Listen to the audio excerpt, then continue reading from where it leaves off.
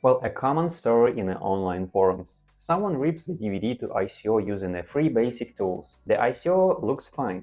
They are playing it and the audio is completely muted or the video skips randomly. So what happened? The free tool copied the encrypted data without decrypting it, so they have an ICO of a locked box. DVDFab DVD Copy does the decryption during the copy process, so the ICO you get out actually works. Hey guys, Alex here. Today we are creating an ICO image from a DVD disk. An ICO is a single file that is complete image of the disk. You can mount it and play it as it is, or burn it as a new disk whenever you need a physical copy. I will specifically show you the main movie mod today, which creates the clean ICO of just the main feature without the extra content on the disk. Okay, then as usual, let's go to the DVDFab website. All the links as usual in the description below this video. Let's open the DVDFab and select the copy module on the left. You can see there is many copy mods across the top. So we're using the main movie today. What main movie does is automatically identifies and select the primary title on the disk, which is the main film. It skips bonus features, trailers, FBI warnings, all of that.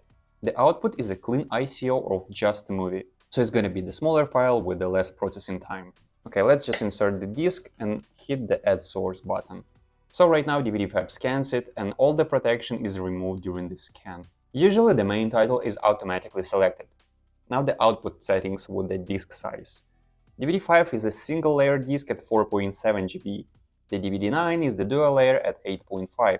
Match this to your source. If your source is DVD9 and you set the DVD5, DVDFab compress the content to fit into your disk.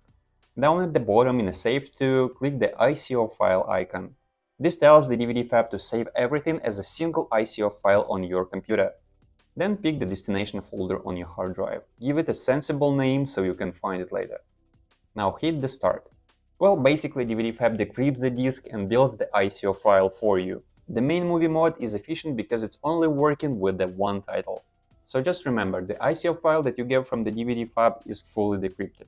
You can mount it with any virtual disk tool and it plays without any issues. So once you have the ICO, there is a few things that you can do with it. Just right-click the file and select Mount, and it appears as the virtual disk drive that you can play from. Or burn it to a blank DVD disk using the burning software. And that is the DVD to ICO with the DVDFab DVD Copy. Use the main movie mod.